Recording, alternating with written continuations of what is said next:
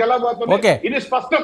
దీనిలో ఎన్ని సీట్లు వస్తాయనేది గౌరవప్రదంగా ఆయన తీసుకుంటారు, గౌరవప్రదంగా ఈయన ఇస్తారనేది వాళ్ళిద్దరి మధ్య వ్యక్తిగతం అండి.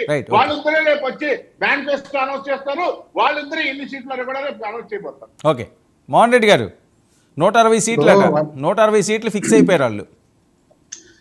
అచ్చెన్నాయుడు గారు వచ్చేసి 160 సీట్లు మేము గెలుస్తున్నాం తెలుగుదేశం పార్టీ అంటున్నారు. లోకేష్ గారు మా నాన్న సీఎం, ప్రసక్తే లేదు, ఎవరికి ఇచ్చే ప్రసక్తే లేదని లోకేష్ గారు అంటున్నారు. శాంతి ప్రసాద్ అని ఏమంటున్నారంటే మా వాడు కాదు, మేము కూడా సీఎం అవుతామని మేము చెప్పుకుంటాము అంటున్నారు. సరే, వాళ్ళ ఇష్టం, వాళ్ళు ఎవరు సీఎం అయితే మాకు నష్టం ఏముంది. రెండోది, వాళ్ళు అలయన్స్ పెట్టుకుంటే మేము బెదిరిపోవడం ఏంది? మాకేంది బెదిరిపోవడం? ఎవరైనా పిలుచుకున్నామా? మీరు మా పార్టీలోకి అలయన్స్ రండి, మీ పార్టీతో మేము కలిసి వస్తాము, మేము కలిసిపోదాము, ఈ రాష్ట్రంలో దుష్ట చతుష్టయం ఉంది, దాన్ని ఎదుర్కొందామని అడుక్కున్నామా? మేము ఎవరిని అడుక్కోలేదు. ఒక్క నిమిషం అన్న మళ్ళీ మాట్లాడదు మీరు. మేము ఎవరిని అడుక్కోలేదు కదా, మేము ఎవరిని ఎక్కడ అడుక్కోలేదు. కాబట్టి దాని గురించి మేము భయపడాల్సిన అవసరం లేదు. మేము ఫస్ట్ చెప్పినాం, సింగిల్ గా వస్తాం, సింగిల్ గానే పోటీ చేస్తాం. 175 మేము పోటీ చేస్తాం. 175 సీట్లు కావాలనుకుంటున్నాం తప్ప ముఖ్యమంత్రి కావాలనుకోలేదని మేము ఎప్పుడో చెప్పినాము. దానికి కట్టుబడే ఇప్పుడు ఉన్నటువంటి ప్రక్షాళన కూడా కొన్ని చోట్ల ఎక్కడెక్కడ మార్పులు చేర్పులు చేసుకుంటున్నామంటే దీనికోసమే 175 రాకపోతే బాగుండదనే ఉద్దేశంలో భాగంగా చేసుకుంటున్నటువంటి మా కార్యక్రమం ఇది. ఇంకొకటి అన్నారు శాంతి ప్రసాద్ అన్న, ఏమని చిరంజీవి గారి మీద జగన్మోహన్ రెడ్డి గారికి కోపం ఉందని. ఒక్క విషయం తెలుసుకోవాలి, ఎందుకంటే పెద్ద ఆయన అన్ని రాజకీయ విశ్లేషణ కూడా చేసింటాడు, ఆయన లాయరు, అన్ని తెలుసు. ఎందుకంటే జగన్మోహన్ రెడ్డి గారు తండ్రి చనిపోయిన తర్వాత దాని గురించి పట్టించుకోకుండా ఇంట్లో బాధలో ఉన్నప్పుడు మా జిల్లాకు సంబంధించినటువంటి అప్పుడున్నటువంటి వ్యవసాయ శాఖ మంత్రి రఘువీరారెడ్డి గారు సంతకాల సేకరణ చేపట్టారు. ఆ సంతకాల సేకరణలో మాత్రమే భాగంగా వాళ్ళు చేసిన తర్వాత దాని నిన్నగాక డిప్యూటీ సీఎం గా ఉన్నటువంటి మన తెలంగాణ డిప్యూటీ సీఎం ఆయన కూడా ఒక క్వశ్చన్ వేస్తే, మీరంతా సంతకాల సేకరణ జగన్మోహన్ రెడ్డి గారు అడిగారా, బట్టి విక్రమార్కను అడిగినారా, లేక మీరే చేసినారంటే క్వశ్చన్ లేదు, ఆయనకు సంబంధమే లేదు, మా అంతటా మేమే చేసినామని చెప్పిన సందర్భాలు ఉన్నాయి. దాంతో 167 సీట్లు ఉన్నప్పుడు 164 మంది సంతకాలు పెట్టిన సందర్భం ఉంది.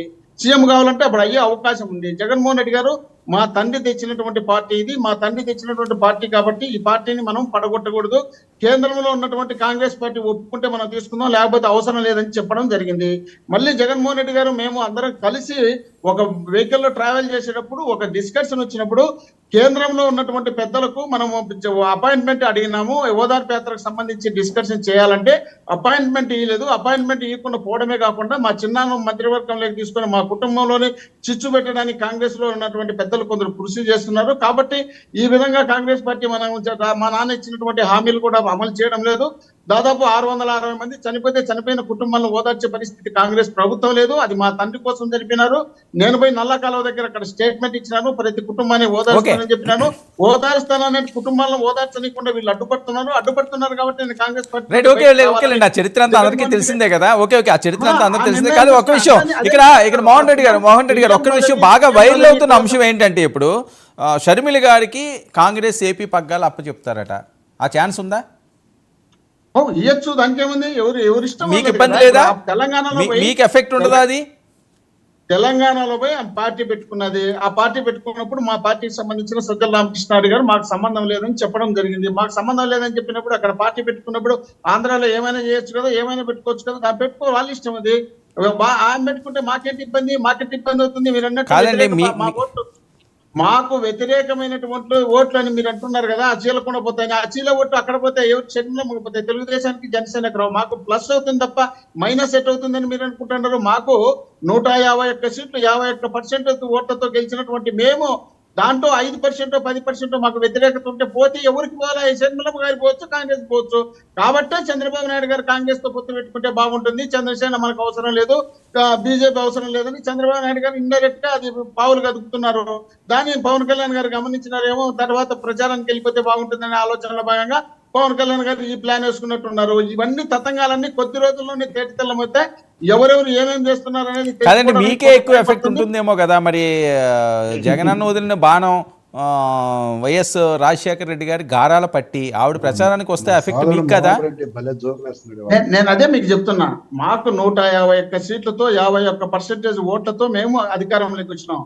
మాకు ఏదైనా అసమ్మతి ఉండి లేక ఏదైనా మాకు అధికారం 5 ఏళ్ళు ఉన్నాం కాబట్టి దాంట్లో ఏదైనా నెగిటివ్ ఓట్లు ఉంటే ఆ ఓట్లు ఎవరికి తెలుగుదేశానికి ఏంటికేస్తారు? షర్మిలమ్మ ఉన్నటువంటి పార్టీకి వేయచ్చు కదా. ఆ ఓట్లు వేస్తే షర్మిల మాకు వేస్తే మాకేం నష్టం వచ్చింది, మాకు ఎంత నష్టం వచ్చింది?